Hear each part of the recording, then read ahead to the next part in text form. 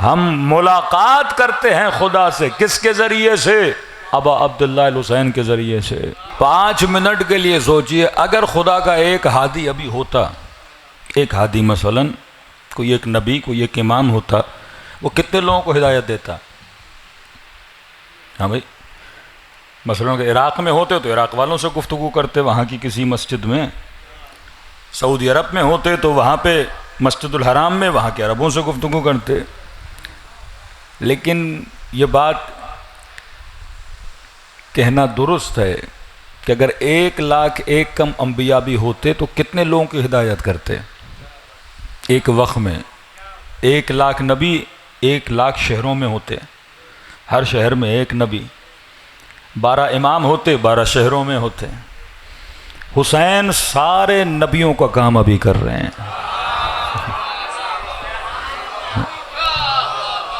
कोई गांव नहीं जो हुसैन ने छोड़ा हो, कोई मुल्क नहीं जो अबा अब्दुल्लाह अल हुसैन ने छोड़ा हो, कोई गली नहीं जो अबा अब्दुल्लाह अल हुसैन ने छोड़ा हो। इतना वसी काम कि दुनिया का मीडिया भी इतना न कर सके कि गली गली कूचा कोचा। ये नहीं कि कोई इमाम आपके पास आता है, बैनर लगाओ, नाम लो, मजलिस पढ़ो। ये ऑटोमेटिकल हुसैन का सिस्टम चल रहा है। पैसा कैसे आता है, नज़र नियाज कैसे होता है, कौन किसी के दिल में ये डालता है कि हुसैन पे खर्च करना है। ये मजाक नहीं है कि 5 अरब रुपया कौम 2 महीनों में हुसैन पे लगा देती है। जो मुल्क सबसे गरीब मुल्क भी है, कितना खर्चा, 40 पे तो बिलियंस खर्च होते हैं। सिर्फ पाकिस्तान नहीं, अफ्रीका के मुल्कों में, ऑस्ट्रेलिया में, यूरोप में, अमेरिका में, जहाँ जहाँ हुसैनी गया उसने वहाँ वहाँ हुसैन का अलम लगाया। जहाँ जहाँ हुसैनी गया उसने फर्श अज़ा बिछाया। हम जर्मनी गए, वहाँ पे कोई शहर था दूर दराज इलाके में, क्या मौलाना वहाँ मजलिस पढ़नी है। हमने कहा कब से मजलिस हो रही है? तो वो अपनी हिस्ट्री बता रहे थे कि मौलाना हम सबसे पहली फैमिली थे, कोई ख्वाजा फैमिली थी, हम सबसे पहली फैमिली थे जो यहाँ पे आए, और जब आए तो यहाँ कोई शिया ही नहीं था। और मुहर्रम का महीना, अब करें तो क्या करें, मुहर्रम का मतलब ज़िक्र हुसैन हो। ये जाज़िबा जो अबा अब्दुल्लाह अल हुसैन ने आपके दिल में डाल, बंदा घर में भी हो, कोई इमाम बाड़ा ना हो, कोई इधर उधर मजलिस ना हो, कहता है सुनना तो है मैंने। कहते मौलाना 1970s की बात है, उस ज़माने में जब हम आए कोई शिया नहीं।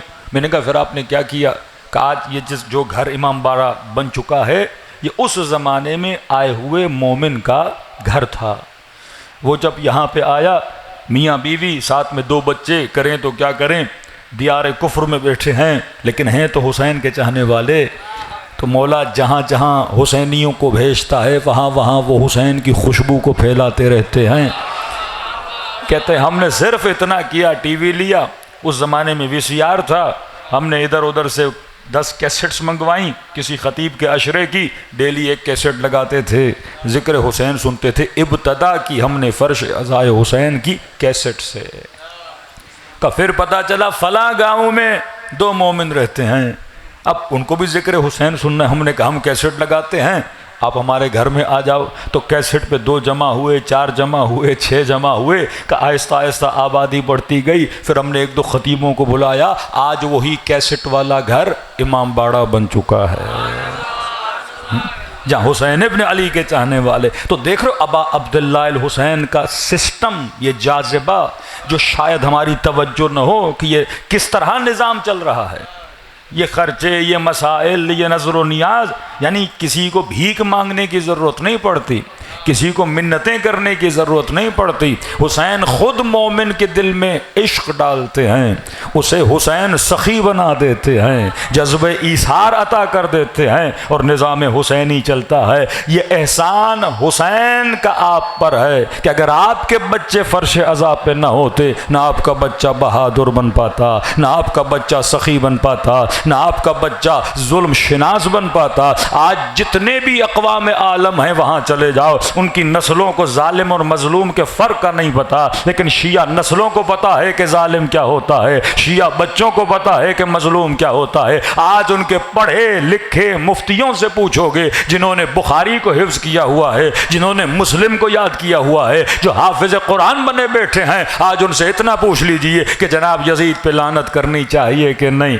हाफिज़ कुरान है, हाफिज़ हदीस है, इतना बड़ा मुफ्ती, और लोगों को कभी जुमे के खुतबे दे रहे हैं तो गोया उनके गले में हड्डी अटक जाती है। कहा यजीद बुरा तो था, लेकिन लानत के मामले में हम लानत नहीं भेजते, लानत शिया भेजते हैं। हमें नहीं पता कि यजीद का मामला क्या है, हमने अल्लाह पे छोड़ दिया। अरे इतना कुरान पढ़ने के बाद भी तुझे पता न चले कि लानत का लायक कौन है, लानत का मुस्तहिक कौन है। ये तेरा कसूर नहीं है, क्योंकि तेरे पास हुसैन नहीं है। लेकिन पूरी दुनिया में किसी भी फर्श अज़ा पे चले जाओ, 7 साल के बच्चे को उठाओ, उसे सिर्फ इतना पूछो कि यजीद पे लानत करनी चाहिए कि नहीं। मैंने कहा तू पूछेगा, वो 3 लानतें भेज के बताएगा।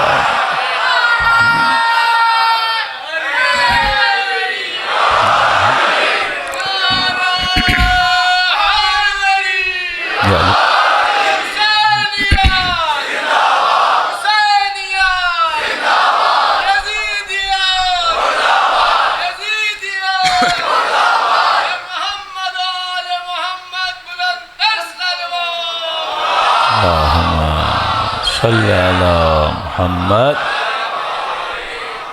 वाक़अन आप चले जाइए, क्योंकि उन्होंने हक को बातिल को इतना मिला दिया। यानी ये कहना खाली अज़रर नहीं कि जितने मुसलमान हैं उनकी नस्लें आज कन्फ्यूज्ड नस्लें हैं। बच्चे कन्फ्यूज, खुद कन्फ्यूज, मुफ्ती कन्फ्यूज, मौलवी कन्फ्यूज कि जनाब कातिल है का जन्नती है, मकतूल है का जन्नती है। कि ये कैसा माजरा, मारने वाला भी जन्नत में, मरने वाला भी जन्नत में। का नहीं, इन्होंने इज्तिहाद किया था। आपका मुज्तहिद फतवा देता है तो क्या करता है, आप कहते हैं मुज्तहिद, तो इसने क्या किया, इज्तिहाद किया। का नहीं, ख़ता इज्तिहादी थी, इसने ख़ता की अपने इज्तिहाद में। रसूल कह कर गए कि अम्मार तुझे वो मारेगा जो बागी टोला होगा, इतना वाज़ेह बता कर गए।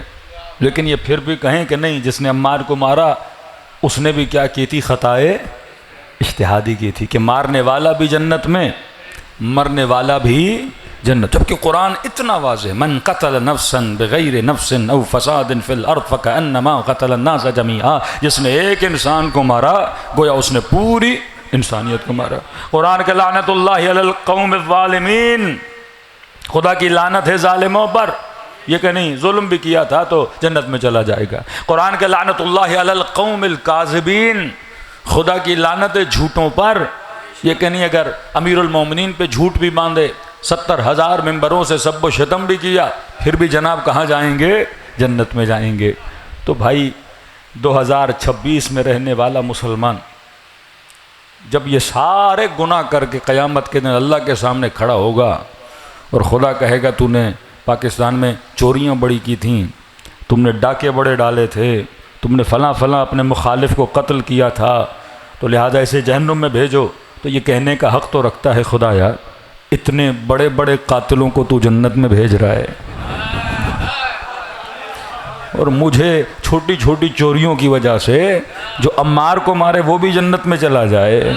हाँ, कितने मुसलमान कत्ल हुए, 1,10,000 मुसलमान, 1,10,000 मुसलमान अमीरुल मोमिनीन के मुकाबले में कितने लोग आए और कत्ल गारतें हुई।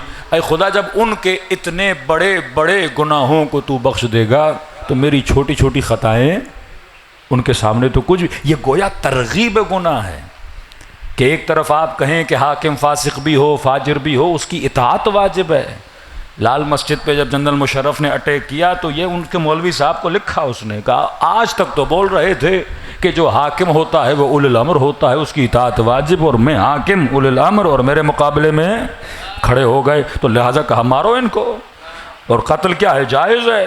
हाकिम के मुकाबले में आए वो बागी, और बागी का कत्ल करना क्या है, जायज़ है। तो आज इसी तरह मारा जाता है, क्योंकि हाकिम अपने मुकाबले में आने वाले को क्या समझता है, बागी समझता है, और वो कत्ल भी करता है। जब आप बुनियाद गलत रखोगे, इफेक्ट कौन होगा, आपकी नस्लें होंगी। अहले बैत को दीवार से लगाने वालों ने समझा कि हम अहले बैत को नुकसान दे रहे हैं। तो अहले बैत को नुकसान नहीं दे रहा था, तो अपनी नस्लों को नुकसान दे रहा था। और जिन्होंने अली को थामा और अली को हिदायत का अलम बनाया, खुदा ने उनको कल भी इज्जत दी थी, खुदा ने उनको आज भी इज्जत अता की है।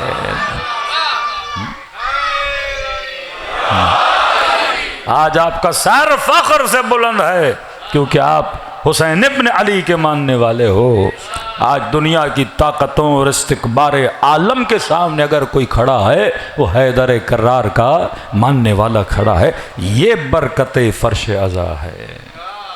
इस तरीक़े से फ़र्श अज़ा को देखा करो। ये दानिशगाह, ये हुसैन इब्न अली की यूनिवर्सिटी, ये इमाम हुसैन का स्कूल एक ऐसा दुनिया का स्कूल है जहाँ हर एज का बंदा आके पढ़ता है। दुनिया में स्कूलों में उम्र की क़ैद है। ये नर्सरी है, ये केजी है, ये छोटे बच्चों का है, ये मैट्रिक इंटर वालों का है, ये यूनिवर्सिटी है, ये बैचलर्स है। फिर एक हद आती है, यूनिवर्सिटी से भी निकलना पड़ता है। मास्टर कर ली, पीएचडी कर ली, प्रोफेसर बन गए, अब का बाहर आ जाओ। लेकिन हुसैन की दानिशगाह वो है जहाँ 90 साल का बूढ़ा भी बैठा है, और उसी फर्श पे 7 साल का बच्चा भी बैठा है। ऐसा इल्म आपको दिया जाता है जो दुनिया के किसी स्कूल में नहीं दिया जाता। सलवात पढ़े मोहम्मद वाले मोहम्मद।